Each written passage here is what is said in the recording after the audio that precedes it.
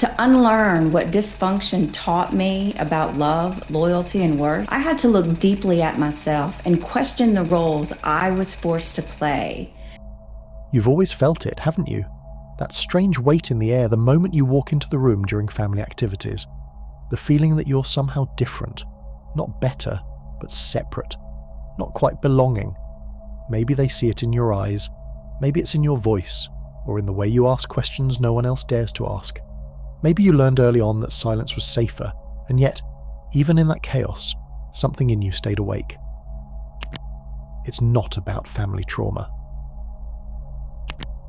This is what few are brave enough to speak about, that sometimes the most gifted souls, the so-called chosen ones, are not born into peace, but into fire, into dysfunction, into homes that seem allergic to light.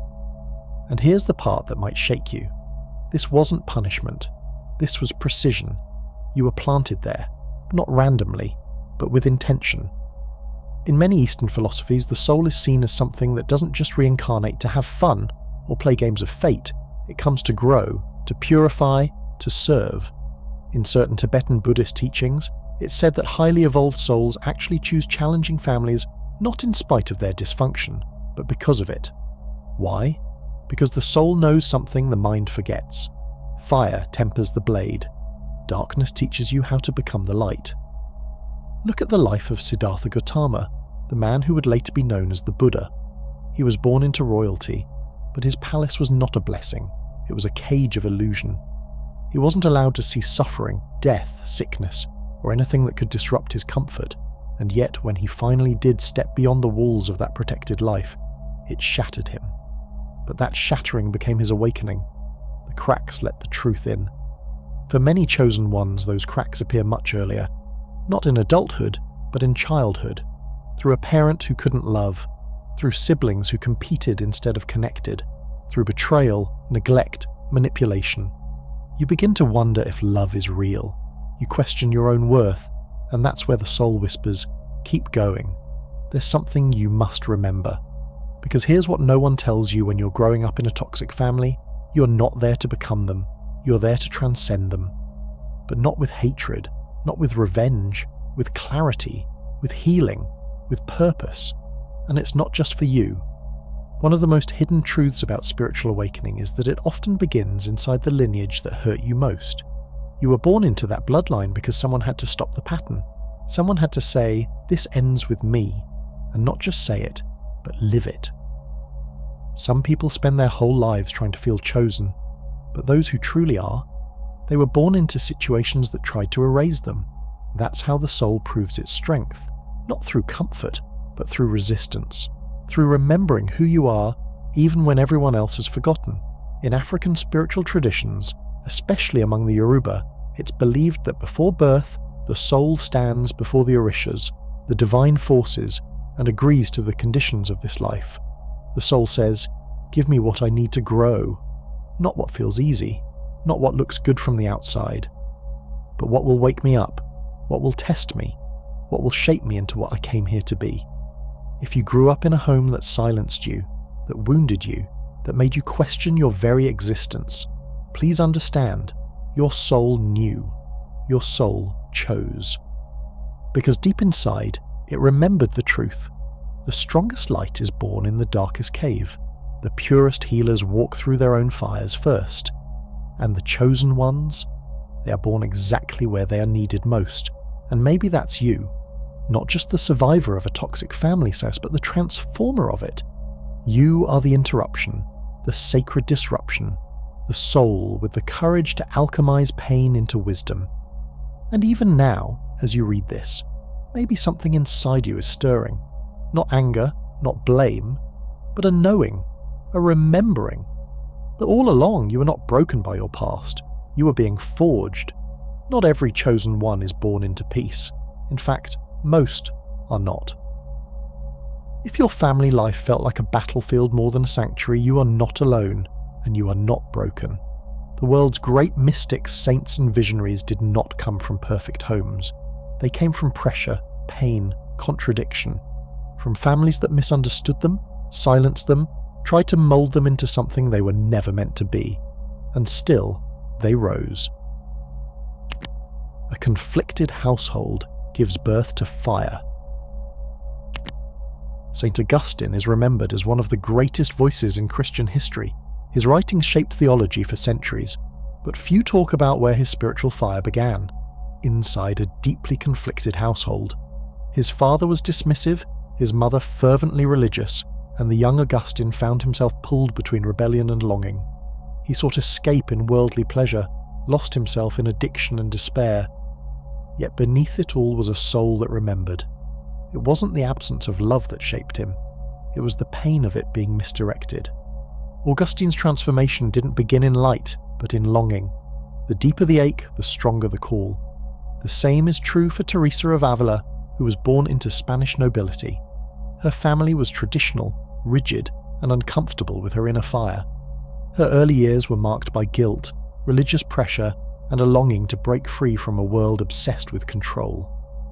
But instead of folding under the weight of her family's expectations, Teresa turned inward.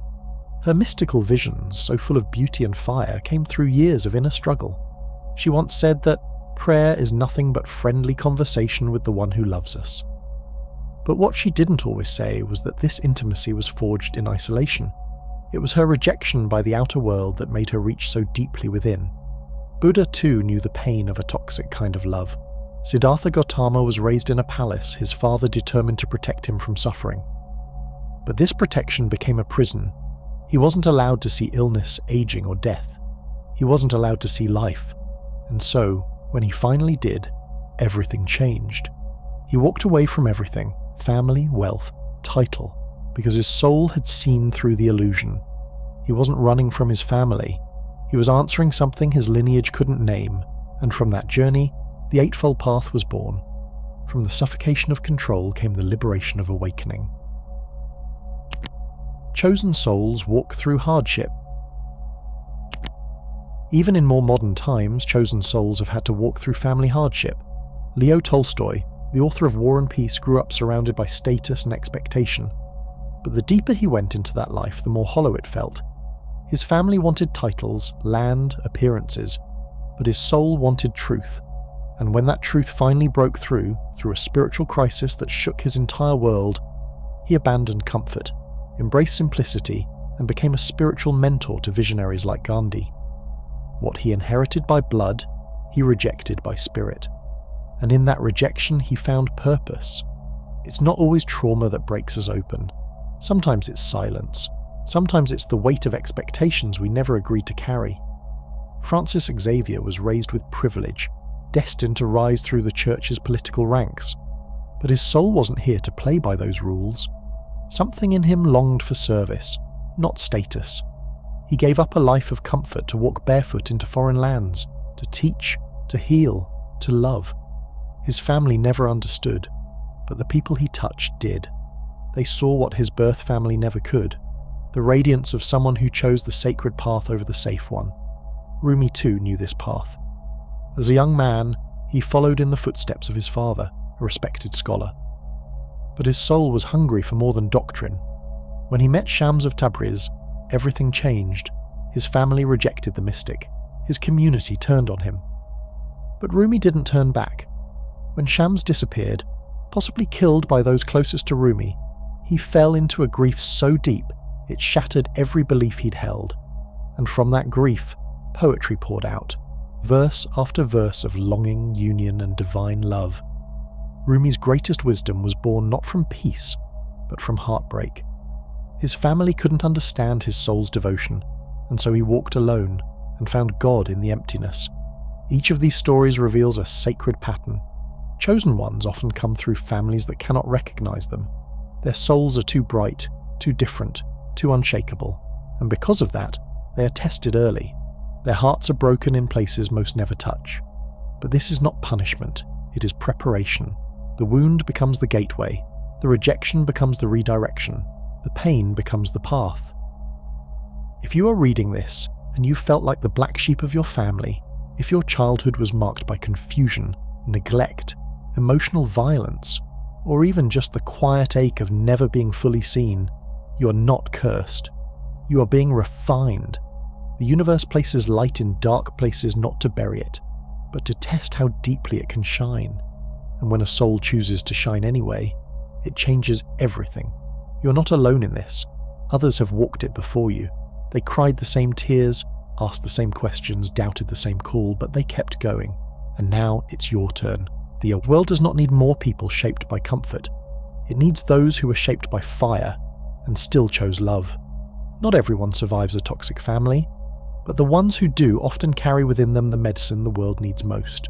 Your story may have started in struggle, but it was always pointing towards something greater, and that greatness, it's not coming, it's already in you. Hurting with silence. Some families don't hurt you with fists or shouts. They hurt you with silence, with guilt, with that long, disappointed sigh. They hurt you by shaping a version of you that never felt fully allowed to exist. And when you're born into a toxic family as a chosen one, the attacks are rarely obvious. They're psychological, subtle, spiritual. It starts with guilt, one of the most powerful tools toxic family systems use. Not the guilt that teaches right from wrong, but the kind that twists your light into a burden. They say things like, "After all we've done for you," or "You've changed," or "Why can't you just be normal?" Not because you've done something wrong, but because your growth exposes their stagnation. Your clarity threatens their illusion. Your light, even unspoken, reveals the shadows they don't want to face. This isn't accidental.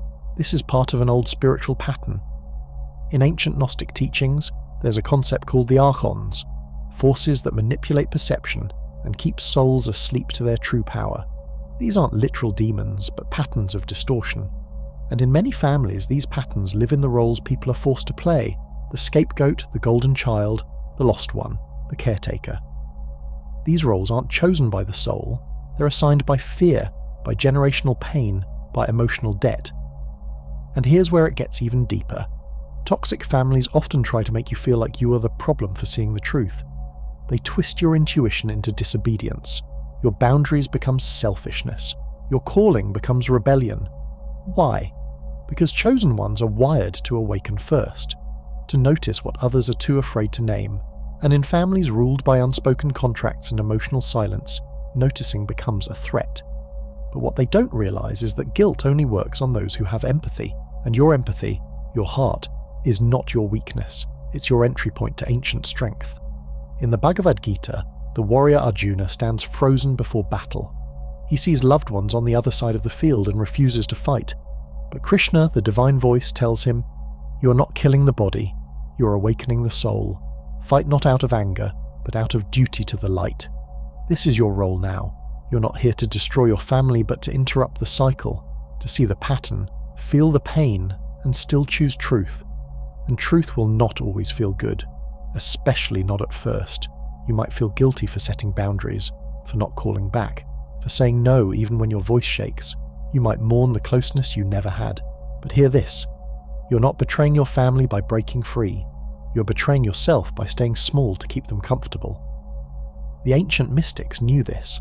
In the desert teachings of early Christianity, the desert fathers and mothers left their communities, not to escape, but to cleanse their perception.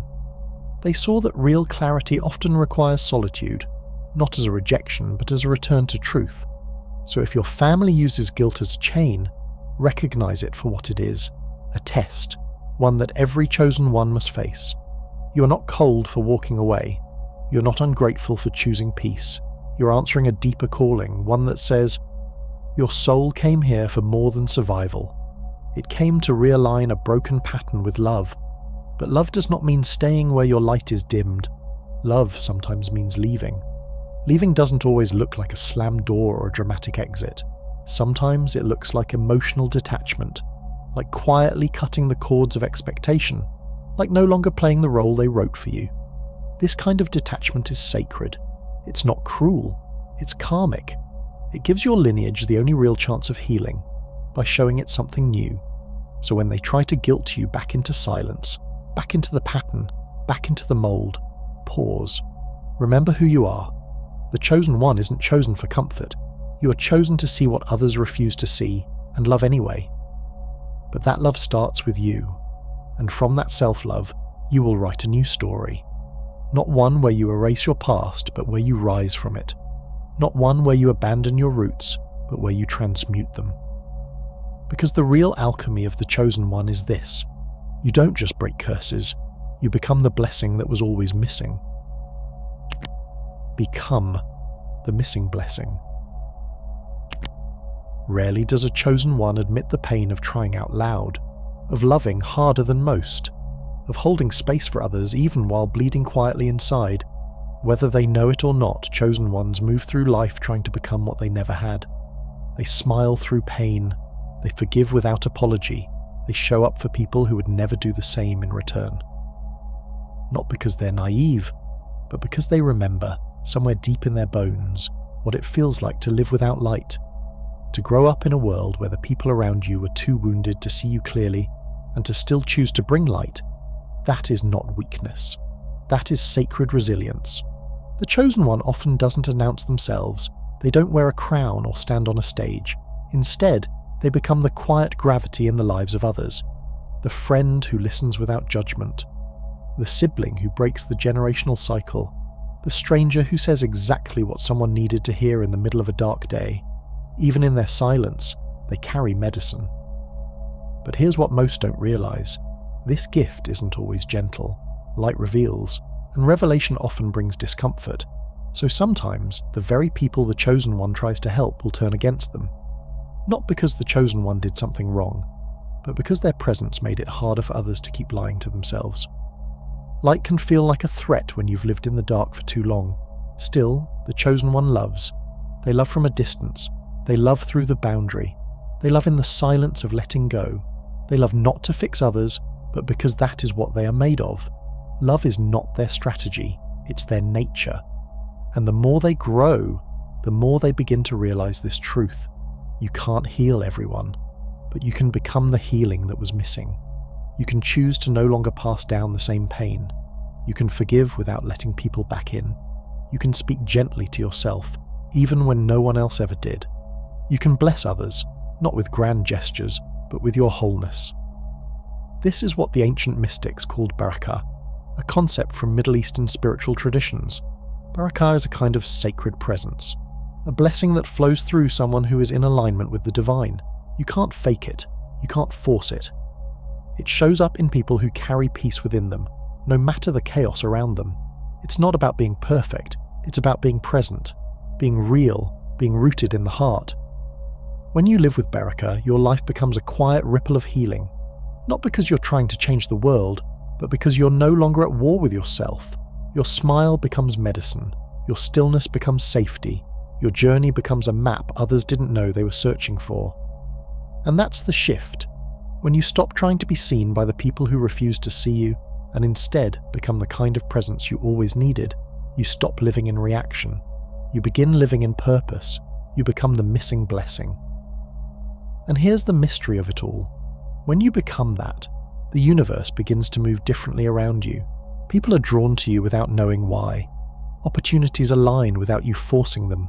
Peace deepens in your body, and slowly you start to feel it, that you are no longer just the product of your past. You're now the author of your future. You might not have had a role model, you might not have had support, but you can become those things.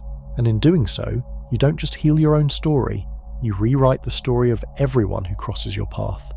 Chosen ones don't walk an easy road, but they walk a holy one.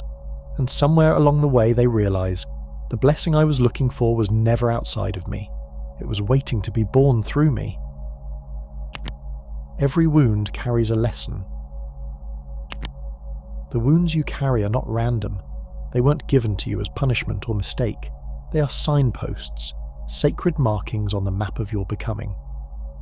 And while they may still ache when touched, while they may pulse with old memories, each one carries with it a hidden lesson, waiting to be uncovered by the eyes of your healing self. If you come from a toxic family, you already know this pain. It's the sting of being misunderstood when you're trying to love. It's the weight of silence in a room that should have been filled with warmth. It's the guilt that was handed to you like an heirloom, passed down not with malice, but through generations of unspoken suffering. And yet, despite it all, you are still here, searching for something deeper, something truer. You may ask yourself, why did I have to endure this? Why me? But instead of asking why it happened to you, what if you asked what it's trying to awaken in you? Because this is the truth many chosen ones eventually come to learn. The wound is not just a scar, it is a doorway, a crack through which light can enter, a moment where your soul begins to speak more loudly than your history. When you think back on the pain your family caused, there might be a flood of emotions: anger, sorrow, betrayal, even shame. But here's the deeper truth. These emotions are not the enemy. They are messengers. Each one is trying to show you something about who you are, what you need, and how you've been shaped by environments that never saw your full worth. Chosen ones are not just born into broken systems, they're born to end them. And that journey begins the moment you realize that the pain inflicted on you was never truly yours. It was inherited pain, their fear, their limitations, their unmet needs. Somewhere along the way, though, you took it on as your own. You internalized it. You built an identity around it. You wore their wounds like your reflection. But you are not their story. You are not their projection. You are not their unhealed past. You were born to write something new. And that means separating yourself from the patterns you were raised in, not with hate, not with vengeance, but with clarity. With the quiet, holy act of saying, "This ends with me." Still, healing doesn't come easily. Some wounds live so deep in the body they feel like part of your very DNA. Some beliefs were planted in your childhood and watered every day until they became your truth. You're not enough. You're too much. You're the problem. How do you unlearn that? How do you walk away from what you've carried for so long? It starts with awareness. Awareness that the way your family treated you is not a reflection of your worth. Awareness that just because they couldn't love you the way you needed doesn't mean you are unlovable. Awareness that your soul did not come here to repeat cycles. It came to transform them. But awareness is just the beginning. Real healing begins when you choose to take responsibility. Not for what happened to you, but for what happens next. And that means stopping the wait. Stopping the hope that they'll change, that they'll finally see you, that one day they'll say the words you've longed to hear: "I'm sorry, I was wrong, I love you as you are." The heartbreaking truth is that some people never change. Some apologies never come. Some love is never offered. And yet, you can still be free. Because your freedom doesn't depend on their transformation. It depends on yours. You heal not by waiting for them to become different, but by becoming different yourself. By giving yourself what they could not: love, safety, truth, wholeness.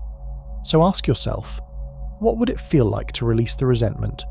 Not because they deserve forgiveness, but because you deserve peace. What would it look like to let go of the bitterness? Not because you've forgotten, but because carrying it is too heavy a cost. Forgiveness doesn't mean you condone their behavior. It means you will no longer let it define you. It means you no longer give their actions permission to live inside your body, poisoning your joy, stealing your sleep, tightening your chest. It means you reclaim the space inside of you and fill it with something better, your own light. In this sacred act of release, something shifts. The pain no longer imprisons you. It becomes your teacher. The wound that once silenced you begins to speak. And what it says is this: you were never broken. You were being broken open. And that's the miracle of it. The very thing that tried to crush you becomes the reason you rise.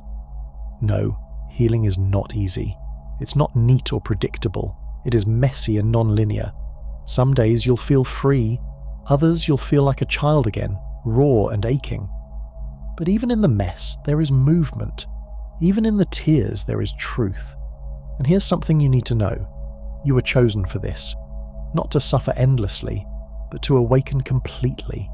You were chosen to feel deeply, so that you could heal deeply.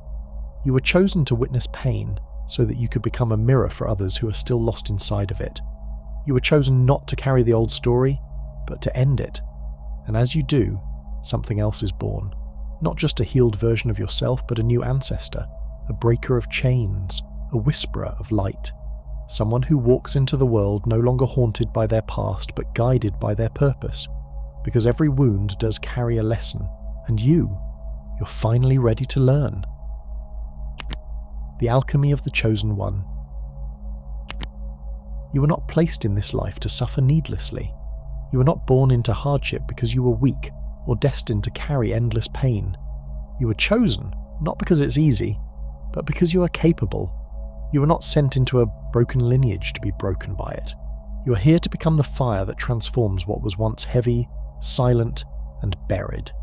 You are here to practice the alchemy of the soul, to take what was meant to defeat you and turn it into your deepest strength. This path is not for everyone. It calls to those who, despite their exhaustion, still choose to grow. Those who feel the wound, but reach into it for wisdom. Those who look at their own scars and wonder, what if this isn't damage? What if this is design? What if everything that hurt you was pointing to everything you were meant to become? Take a breath. Feel that. Now ask yourself this. What if the very things you believed were your weaknesses, the loneliness, the rejection, the silence in childhood that screamed louder than words, were actually the roots of your power? Maybe the rejection didn't break you. It taught you the depth of your self-worth.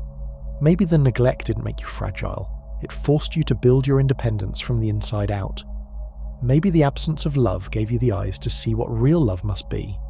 Maybe the pain you carry has quietly grown into compassion, the kind that touches people before you even speak.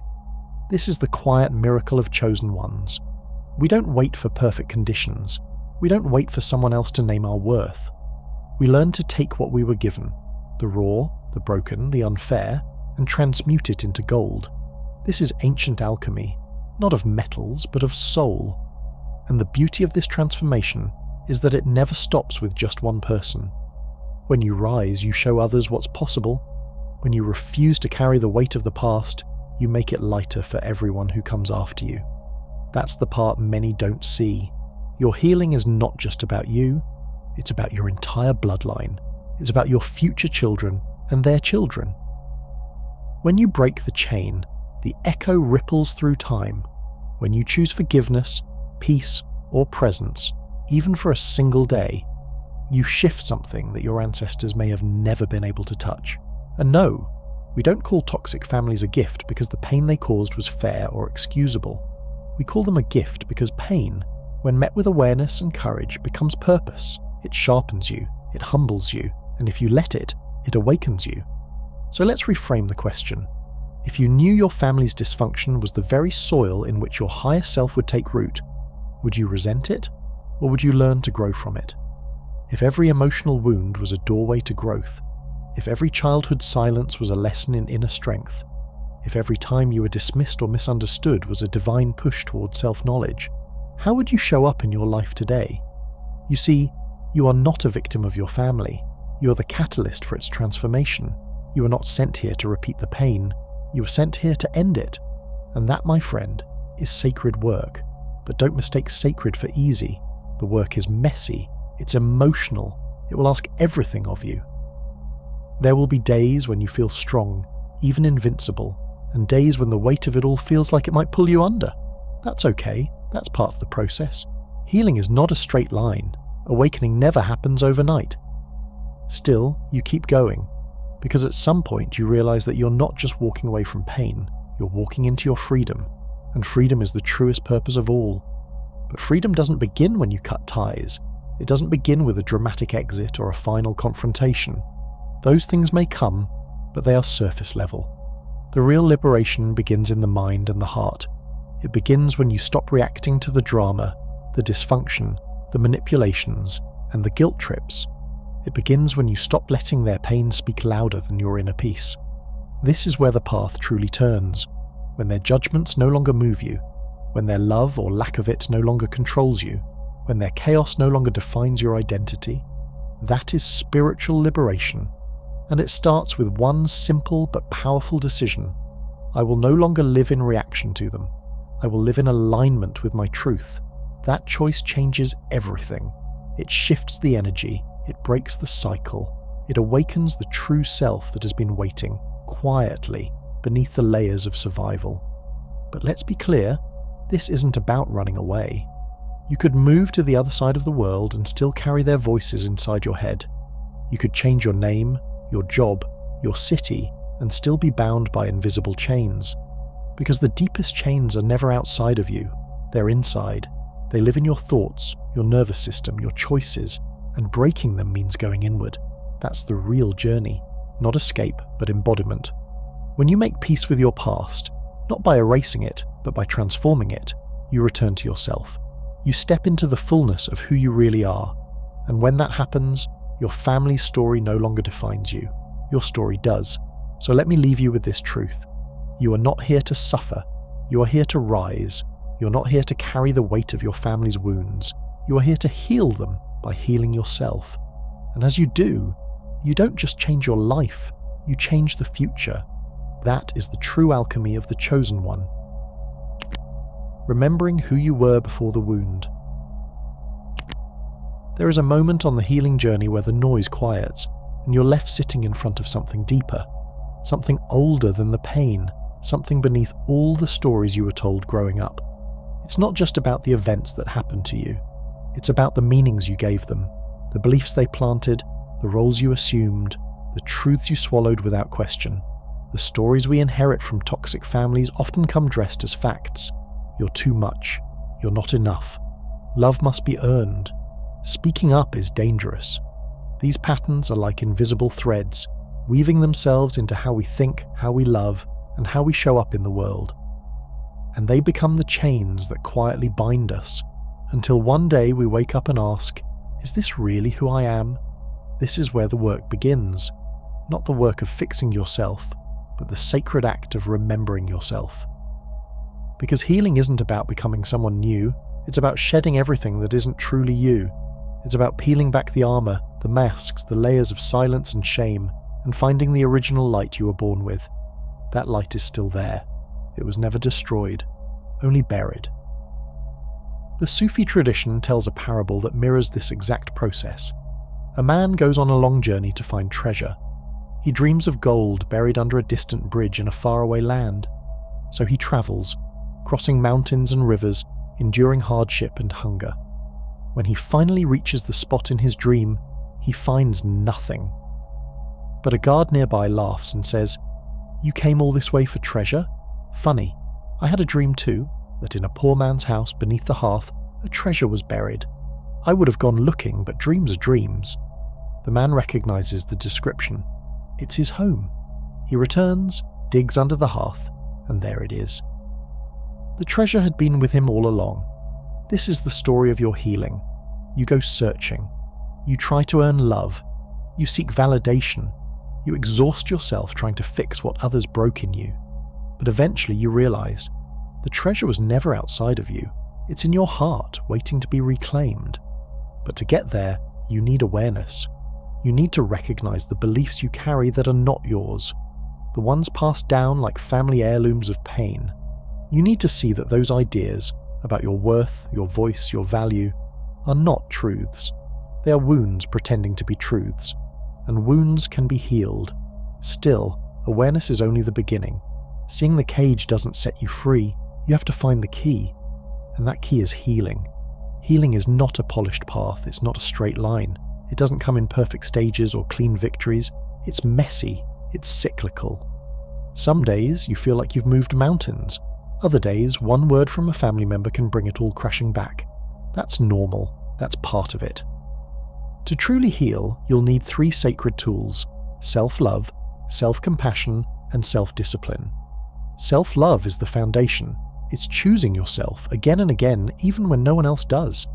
It's deciding to honor your needs, even when it makes others uncomfortable. It's believing in your worth without needing someone else's permission. And in a toxic family, this is a radical act, because you've likely been taught that love is conditional, that you're lovable if you're quiet, if you're useful, if you're not a burden. But true self-love says, I am worthy because I exist. And yes, that belief might feel foreign at first. That's where self-compassion comes in. Self-compassion is the soft, steady voice inside that says, you're doing your best. It's what holds you when the grief is loud and the progress feels invisible. It's what reminds you that you don't have to earn healing. You just have to allow it. It's okay to feel hurt. It's okay to cry. It's okay to be angry. These emotions aren't signs of failure. They're part of the unfolding. And then there's the third tool, the one we don't talk about enough: self-discipline. Because healing isn't always soft. Sometimes it's getting out of bed when everything in you wants to give up. Sometimes it's walking away from the drama when you'd rather fight back. Sometimes it's showing up for your journal, your breath work, your prayer, even when no one sees it, even when you're tired. Discipline isn't about control, it's about devotion. Devotion to your healing, devotion to the life that's waiting for you beyond survival. You're not just healing for yourself, you're healing for your future, you're healing for your inner child, you're healing for your lineage. Because when you heal, something ripples outward. When you forgive, not because they deserve it, but because you deserve peace, you change your future. When you love yourself in the places they could not, you send a message to the universe. This pain stops here. That is powerful. So here's what I want you to remember right now.